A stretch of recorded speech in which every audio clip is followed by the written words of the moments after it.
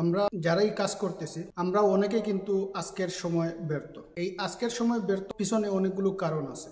আমি যে কারণগুলো বলবো আপনারা শুনে আপনারা সেই কারণগুলোর মধ্যে কোন জিনিসটা ভুল করতেছেন সেটা আপনারা মিলিয়ে নেবেন।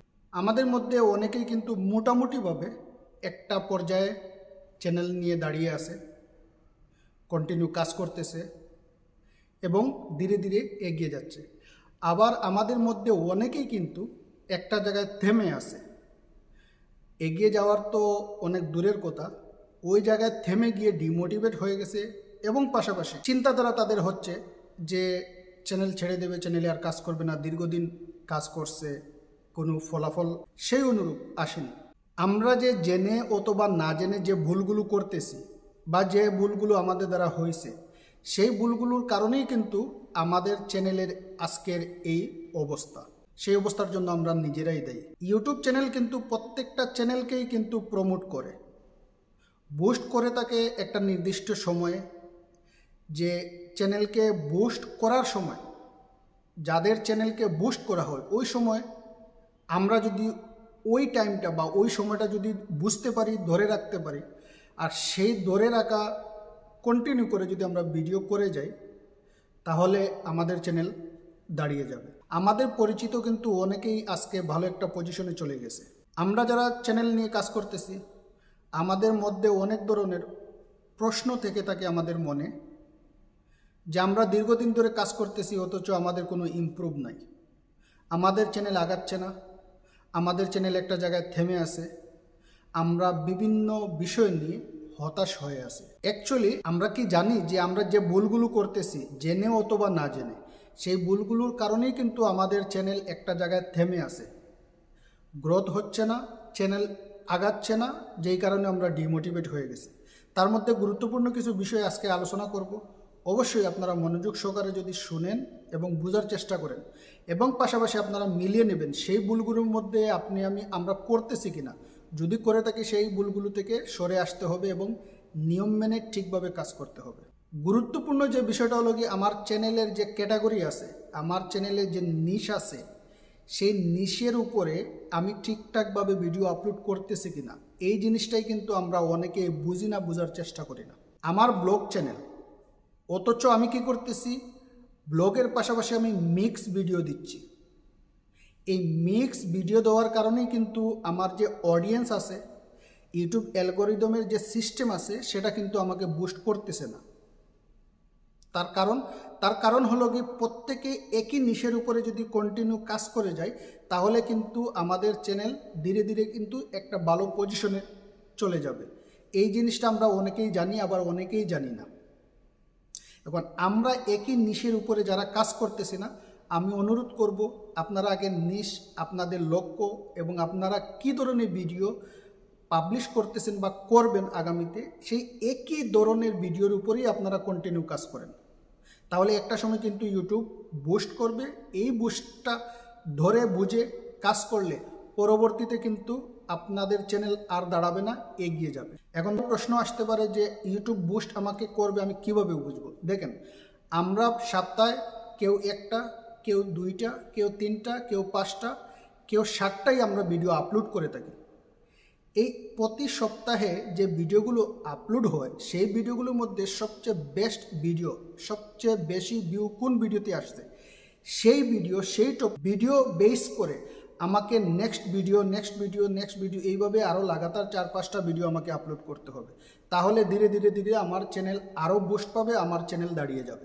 এক্সাম্পল যদি দেই, অনেকে কি করে, এই সপ্তাহে 3টা ভিডিও দিল, তার মধ্যে 3টা ভিডিওর মধ্যে একটা ভিডিওতে ভিউ আসলো, কিন্তু পরবর্তীতে ওই যে ভিডিওতে সবচেয়ে বেশি ভিউ আসে সেই ভিডিওর যে টপিকটা বা সেই ভিডিও যে জিনিস নিয়ে তৈরি করা হয়েছে সেই জিনিস ছাড়া অন্য জিনিস নিয়ে আবার পরবর্তী ভিডিও আপলোড করার কারণে কিন্তু আর আমাদের চ্যানেল আগায় না।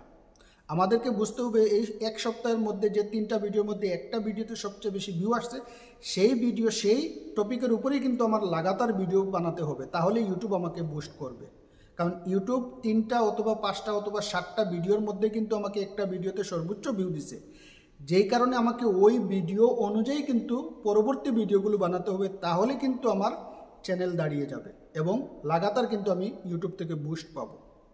এই জিনিসটা বোঝার চেষ্টা করতে হবে। দ্বিতীয়ত হলো, আমরা কী করি, সাধারণত আমরা ভিউজ যখন কমে যায় বা অথবা আমাদের ভিডিওতে ভিউজ না আসে, কম আসে, তখন আমরা অন্যকে ফলো করি। আমার ব্লগ চ্যানেল এখন দেখতেছি অন্য একজন গান দিয়েছে, সেই গানের কারণে তার ভিডিওতে ভালো ভিউ আসতেছে, আমি সেই জিনিসটা ফলো করে আমি কি করতেছি, তার চ্যানেল থেকে অথবা অন্য কোনো চ্যানেল থেকে আমি গান নিয়ে আমার চ্যানেলে আমি গান আপলোড করতেছি, অথচ আমার ব্লগ চ্যানেল মানে ব্লগ ক্যাটাগরির চ্যানেল।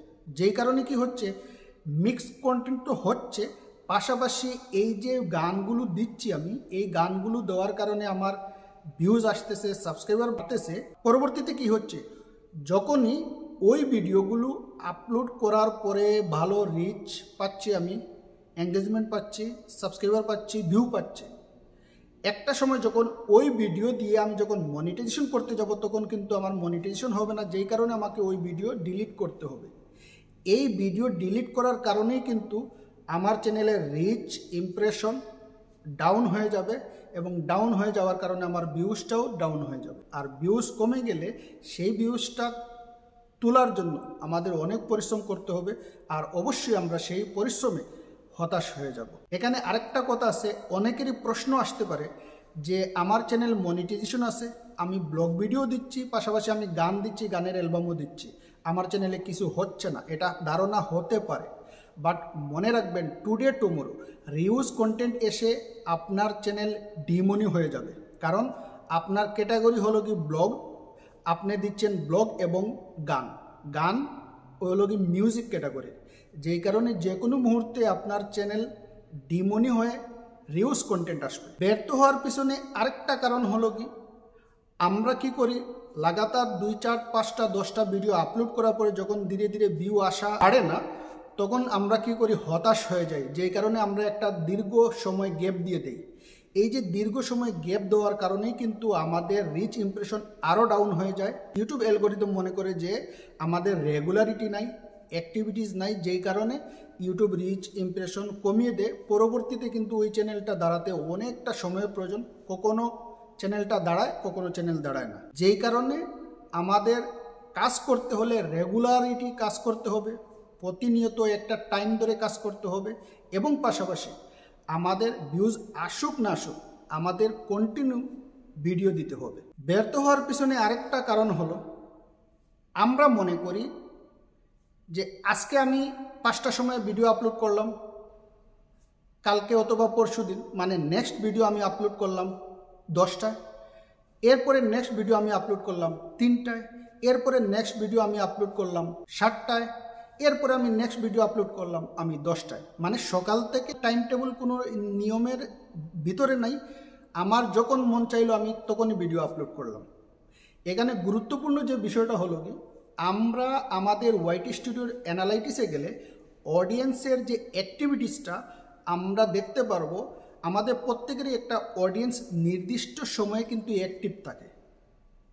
আমাকে এটা বোঝার চেষ্টা করতে হবে এবং আমাকে এটা বুঝতে হবে যে আমার অডিয়েন্স কখন অ্যাক্টিভ থাকে, সেই টাইমে আমাকে ভিডিও আপলোড করতে হবে।